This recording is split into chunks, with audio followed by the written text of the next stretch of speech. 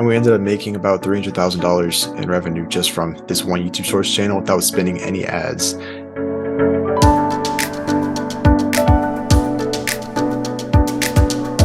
Hey everyone, it's Sean again from SaleHoo, and in today's video, we get to interview a seven-figure dropshipper, Ethan King.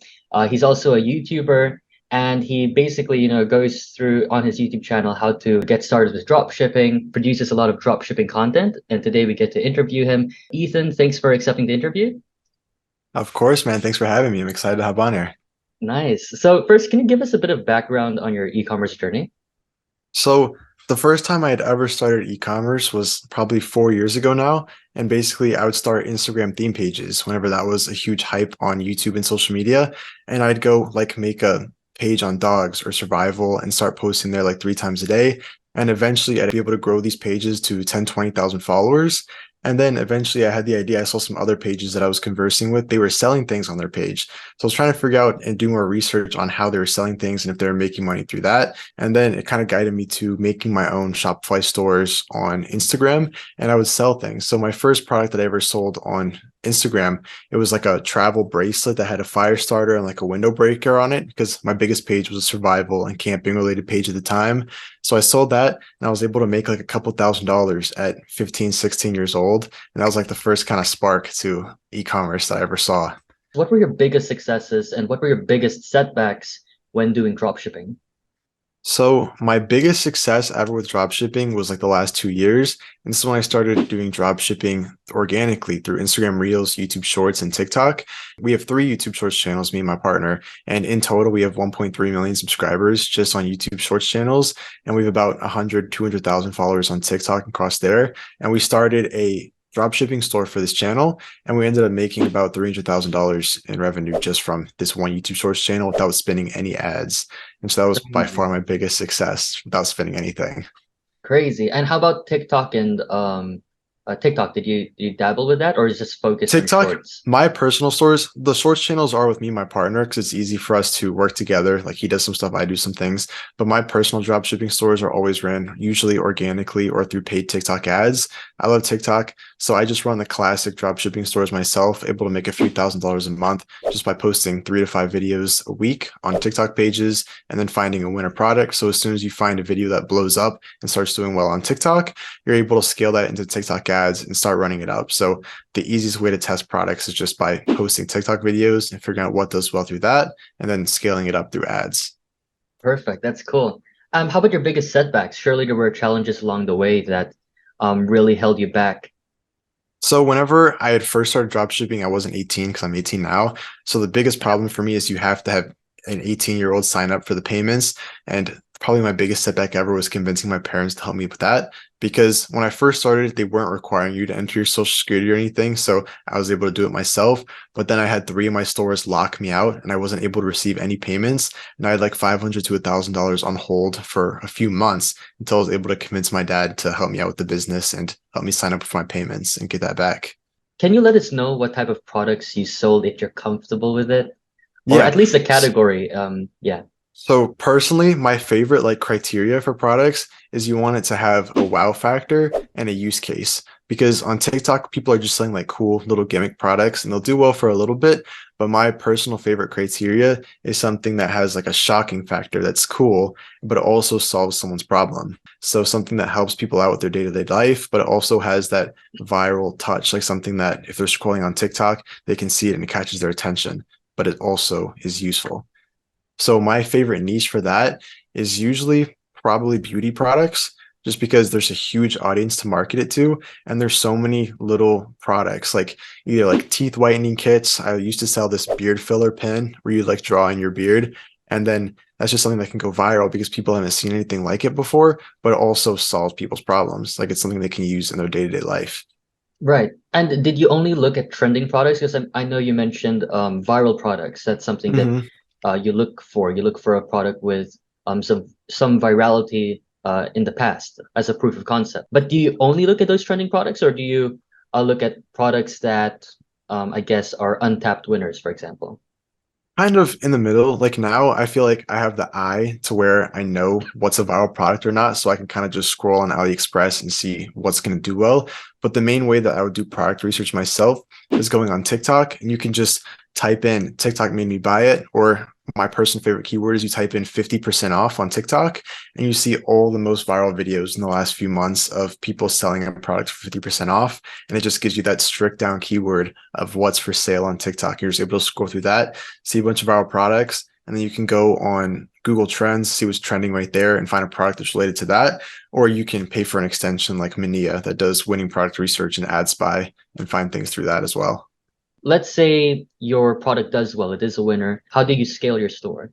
So, like, if I have a store that's starting to be a big banger, and I think I want to like fully automate this and get this ready, what I'm going to do is go through a 3PL. So there's a lot of 3PLs you can use. Just search the best ones local to you. And basically what you'll do is then, instead of using AliExpress, get a good bulk deal for a cheaper price, usually a lot cheaper than AliExpress even, and you order like 1 to 3,000 units at a time, and you'll order and ship all those to your 3PL supplier. And that's what's going to ship people the products whenever they order from your store. So it'll be automatic. You can hire people for that, and it can be up to like 2-day delivery for your China served product. Yeah, that's totally something we recommend at SaleHoo. We always recommend that dropshippers start with dropshipping to test the product and then move on to buying wholesale and then working with a 3PL or any other sort of fulfillment center, so that they can scale their store and lower their cost per goods sold and increase their profits. So we have the SaleHoo dropship product, which allows you to integrate AliExpress products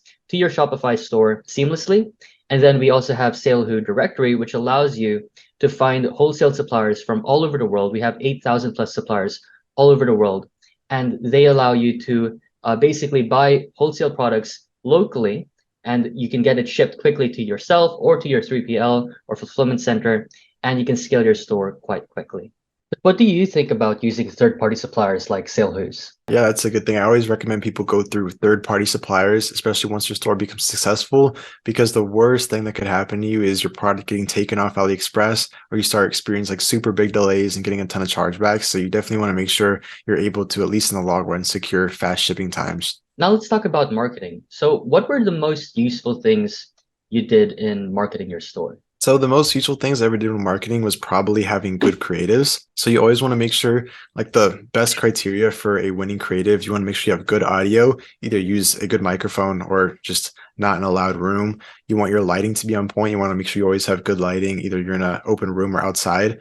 And you always want to make sure you show the product within like the first second of your video. So whether you're doing just organic TikTok or through ads, you want to start off the video by immediately showing your product, because people are scrolling. Their attention spans are so short. They're not going to sit there and wait for you to talk about the product and show what it does. You want to immediately get into it. And that's what's going to keep people's attentions, because with the TikTok algorithm, the most important thing is watch time and engagement. So if you can get people to watch your video for as long as possible, or even loop it over again, that's what's going to cause it to go viral. So you just want to make sure good audio, good lighting, and show your product quickly. And that's been what's caused my videos to go viral. And it's a big misconception for a lot of people, is they just think having a funny or meme video is going to make it blow up. But if you want people to actually buy your product, you have to actually engage them, whether it's through ads or organic. Right. And do you recommend beginners start with ads, or do you recommend they go with organic? So I always recommend going through just organic through TikTok, Instagram, and YouTube first, just to test the waters, because I usually do it for about 2 weeks just to see how it does. And even if you start seeing a few sales, like even just 1 to 2, that's just proof of concept that there is people wanting to buy it. Because there's no point in spending $500 on ads testing your product for a week just to get no sales, when it's so easy to use TikTok and Reels just to test the waters and get sales. Like, I know people who make $100,000 a month just from organic solely. So there's no reason why you shouldn't just test that by itself first. Right, right. But have you heard of like these shadow bans on TikTok? So an Yeah. e-commerce store, they set their TikTok page and it gets shadow banned. They can't seem to get out of that shadow ban. Mhm. How do you work around that? So I actually just talked to someone today who was getting like 0 views, and not even one, just 0 views on all their TikToks. And I feel like that could have something to do, because in my experience, I already have my personal TikTok that's gone kind of viral before on my phone. And then if I make another TikTok, I've noticed that they don't always go viral after that. So I have second phone that I use for TikToks. So I just have a complete second phone that I use. It's going to be a lot of or too expensive for a lot of people, but either use your computer, use an iPad, use another device you have, and create your new TikTok accounts on a different device. Then after the fact, you can log in on your other phone, but you want to create the account on a different device first, just so it doesn't think you're making 10 accounts to spam and spam people's feeds on your one phone. So I don't know how true that is. It's just something I've tried and it's worked for me in the past. So that's just been my advice, is just to use, or at least create the account with a different device. What type of experiments did you run in terms of marketing? A new thing that I've been trying for like the last couple months is going live on accounts. So as soon as I post like a new video promoting my product, I'll go live on the TikTok account, just showing off the product and getting people to chat in there. And then like if people ask questions, I'll start like responding to them, showing about the products, because I've noticed on other people's TikToks is if when you're going live, they push your videos to try to get people onto the live stream. So if you're live, as soon as you drop a video, your video is going to get more views because your account's getting pushed, because right now TikTok's trying to utilize their live stream feature and push it to more people. So it's always helped out my videos. And then another thing that I've done is responding to comments. So like if people comment on your video, you can respond with the video that has the comment on it. And you want people to ask questions about your products, because if one person has a question, there's probably 100 more that are thinking the same thing and just didn't comment it. So if you can make videos responding to cool or funny questions, just showing off your product, then that's something that can go viral, because a lot of people are thinking the same thing and it will answer their question. Right. Yeah, that's definitely something worth testing. Mhm. Even though I think a lot of dropshippers sometimes they don't want to enable comments Yeah, I because know. they're afraid of the negative feedback and all. Mhm. But yeah, something worth testing. If you were starting over and you only had $500, what would you do? Or would you recommend not even starting with $500? So I started with $0. I think it's 500 is more than enough to at least get started. What I would do is I have a free course, obviously, in my Discord. You can watch that. You can create a store just like I would. It's a free theme. You can make your entire store for free. It's about $2 for a domain on Namecheap. And then I would order my product on Amazon. It'd be like $20. And then one of my favorite platforms is viral ecom ads. And basically you can purchase, it's like split test packages or UGC packages, and you'll ship off your product to one of their actors and they'll film like a set of videos for like $150. And that's videos that you can run on TikTok ads. So I would spend probably $20 getting the website set up, ordering the product, then probably $100 to $200 just getting the ads ready, and then spending the remaining $300 on ads, running TikTok ads with that just to test it out. Because if you have professional ads, professional store, and a good product, there should be no reason why with all of that it shouldn't be at least somewhat successful. And if it's not, you already have your product in your possession and you're able to make free videos on TikTok, Instagram, and YouTube. And so if you use $500, you can at least use the remaining of your income to just make free videos. Last question. How do you think e-commerce will change over the next 1 to 2 years? And how do you advise to adapt to that change? So a lot of people think that dropshipping is oversaturated or it's going to keep getting saturated. But I personally think buying stuff online is something that's just going to keep growing. I think overall, the e-commerce business is just going to keep getting bigger and bigger and bigger, just like Amazon would. But I think, like you said, you are going to have to adapt to it in a certain way. So I think how it's going to change in the next few years is you're going to have to really start focusing on creating a brand. Like just these TikTok pages showing off some $5 product from China isn't going to work the same.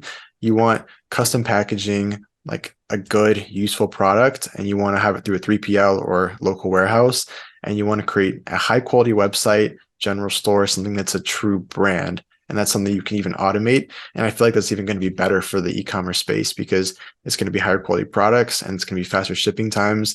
And it's just going to be bigger people building brands that they can exit in the future. Because right now, drop shipping stores, you pump and just dump and just let it go forever. But if you build a brand, that's something you can exit and sell for a lot of money in the future if you grow it the right way. Oh yeah, do you want to mention anything about like your Yeah, challenges sure. and all that? Yeah. So basically right now it's called the Shopify Gauntlet. You can check out my most recent video on YouTube or just go to shopifygauntlet.com. And basically I'm running a 90-day challenge. It's free for anybody to join, and you're just going to work on a drop shipping store for 3 months. And the person who has the most revenue at a profit at the end of these 3 months is going to be winning $10,000. And then there's $5,000 for other people who don't get as many sales. And then we have a raffle of $500 to 20 people. So we're sponsored by three different companies, Minia, Zendrop, and Viral Ecom Ads, and they're just funding this challenge, so we're able to give this much money away. But it's just supposed to be like a fun game for people to get paid to do drop shipping and start a business if you've been on the fence. But I think it's pretty cool. I'm excited for it to go down. Perfect. Yeah, I'm sure they'll be excited too. Anyway, that's it. That's the end of the interview, Ethan. Thanks for Awesome. accepting the interview. I'm sure our viewers will get a lot of value from, all your insights. And thanks again. Have a great day, Ethan. You too. Thank you.